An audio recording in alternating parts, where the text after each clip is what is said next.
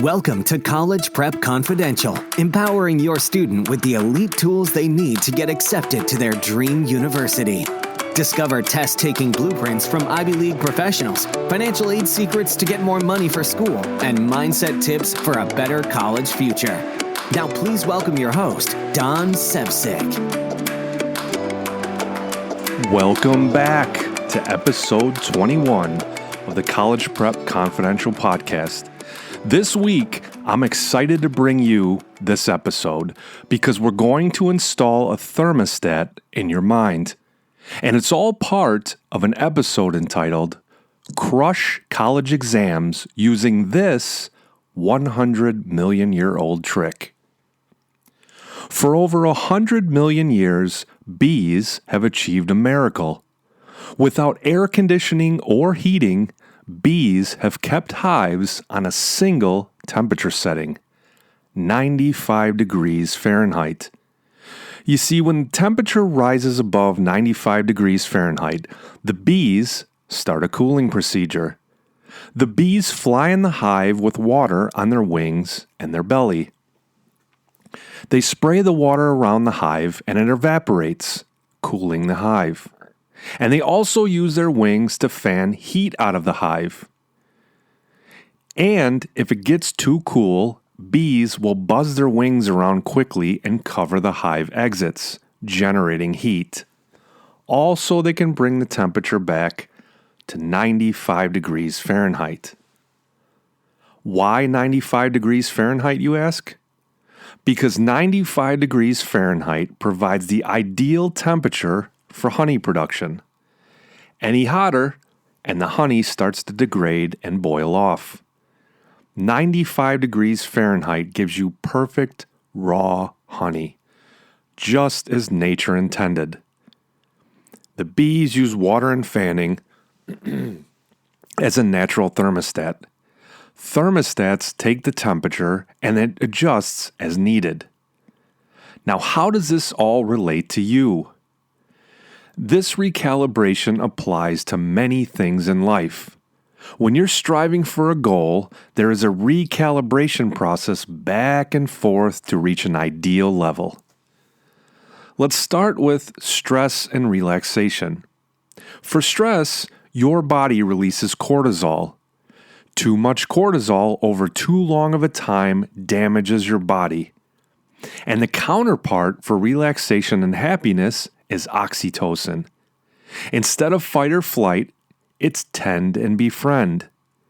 Now, as your body moves between states, stress and relaxation, the levels in your body recalibrate to help you achieve balance. What about the delicate electrolyte balance in the body? Sodium and potassium. One counteracts the other. Get too much sodium, your blood pressure shoots up. Potassium counteracts this. But too much potassium can put you in a coma. You'll see a similar effect when you eat too much salt. The body pushes you to drink water. Just like the bees, electrolytes, and stress, assessments offer the same balancing act. Evaluation tests and assessments help you take a temperature of your skills. Assessments will tell you what skills you're strong at, what skills you're average at, and what skills you're weak at. The evaluation then suggests adjustments to keep your progress on track. As you make the changes, you would take another evaluation, and the evaluation helps you recalibrate again. You repeat this process until you reach your optimal skills temperature, just like the bees in the hive. Assessments provide accountability. If the bees don't keep the hive steady, the honey is doomed. And if you do poorly on your exams, your future may be doomed for college. Now, here's another advantage of assessments: immediate feedback. Immediate is fresh in your mind. Immediate makes it more likely you will take action. This is why immediate feedback is the best kind in the world. When your electrolytes are out of balance, when you're overstressed, your body lets you know immediately. And when you make adjustments and recalibrate, you'll know if what you're doing is working. The same thing goes for assessments. And here's another almost accidental benefit of continued assessments: anticipation. I'll share another story about bees regarding anticipation. Now, I just read about a fascinating science experiment. A pair of scientists waited by a beehive one day, and when the bees all flew out, the scientist picked the hive up and moved it 10% from its original position in one direction. Later in the day, the bees came back. They flew around, couldn't find the hive, flew around some more, and they eventually found the hive. Now, the next day, the bees leave the hive again. The scientists pick the hive up, move it another 10% further in the same direction as they moved it yesterday. The bees came back, flew around, and eventually they found the hive again. Day 3, the bees leave the hive as usual. The scientists walk over, pick the hive up, walk 10% of the distance in the same direction as the last 2 days. But surprise, this time the bees are waiting for them. And oh, are they mad. Scientists study this phenomenon and determine bees have a communication system. And if past events change and a few bees figure out what happened, the rest of the bees absorb the new information. It's kind of like test scores. As you improve, your ability to score higher goes up. Past results influence your future scores. You make the adjustment incrementally, and it all starts with the baseline test scores. If you take a test 3 to 4 times, you establish a baseline. You then change coordinates based on what you want to score next time. And just like the bees, with the right training, your brain anticipates and adjusts. The mind and your skill set are not linear, contrary to popular belief. You see, you have the ability to make exponential leaps with repeated practice. Assessments work like a doctor diagnosing and prescribing corrective action for a patient. Now, for corrective action, I like to use something called presuppositions. What are presuppositions? Presuppositions are implicit assumptions or beliefs taken as fact within a statement. To embrace corrective action, treat it as if there isn't failure. Now, what do I mean by this? Well, I use this presupposition. There is no failure. There's only feedback. Because each failure reveals something to you. And Thomas Edison said it best: I have not failed. I've just found 10,000 ways that won't work. Now think about it. If Thomas Edison gave up after the first attempt, we might still be living in the dark. Instead of asking, why is this happening to me? Instead, ask, what is this teaching me? Now, once you get your assessment back, ask yourself questions such as, how can I turn this around? What can I do to solve the problem right now? What improvements can I make? How can I adjust my approach? What other strategies could I use? What else could this mean? Who can I ask to help me?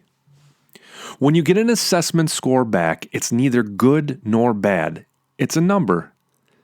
It's just like the beehive temperature. Your interpretation and emotional reaction to it is what makes it good or bad. Now think of it as an experience with a readout of numbers when it's over. And this is very important. Don't dwell on it. Remember, you are not your past. There's always room to improve. What constitutes a failure in assessments is just another spot on the map lighting up for your journey. Without your initial scores, you would have been in the dark about where to go next. The assessment turns the lights on and shows you where to go. As you do a few assessments, your mind and skills start to drift in the direction out of anticipation, just like the bees when the hive was picked up. Now, I did a study on the best test takers in the world and how they use assessments.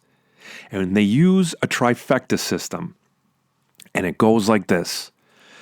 They bunch their assessment subjects into 3 categories. Category 1 is things they know and they understand quickly. Category 2 is things they know, but they move kind of slowly on. And category 3 is things they don't know. Now, after each assessment, these testing experts do 2 things. First, they study with the only goal of trying to move more items from category 2 to category 1. So they take concepts they know, but they want to get faster on them, faster on answering, faster on the memory, faster on the recall. And this is so they can answer faster with less cognitive effort. Now, after they do that, they go back and they try to move more items from category 3, which is concepts they don't know, into category 2, which is concepts they know, but they take some time with. Now, these experts take another assessment, they go back and they recalibrate their trifecta basket. The goal with each assessment as a minimum is to move more items up the chain, from category 3 to category 2, and from category 2 to category 1.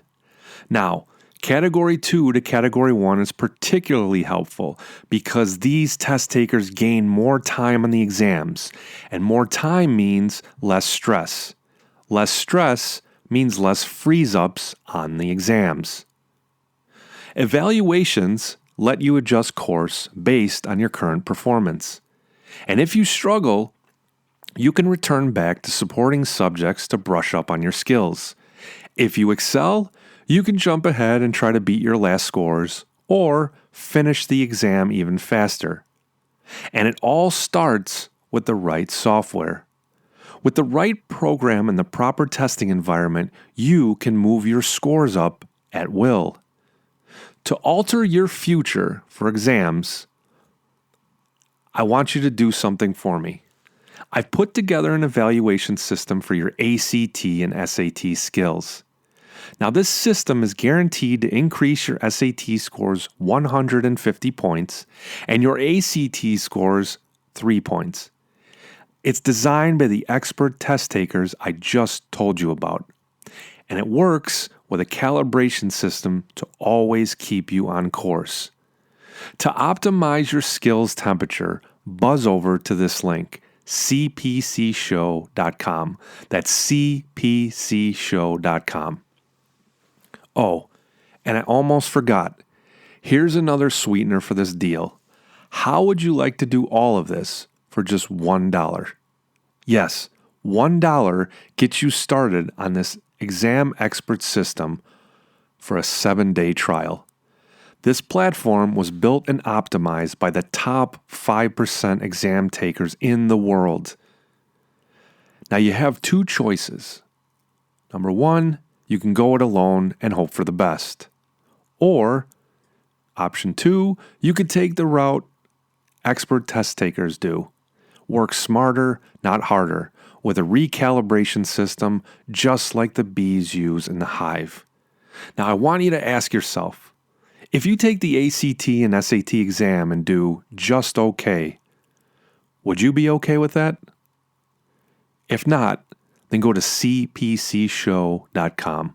Once again, that's cpcshow.com. Thank you for listening. That's all for this episode of College Prep Confidential. To discover how to give your student a better future by increasing financial aid, improving test scores, and reducing stress, visit our website at cpcshow.com. That's cpcshow.com.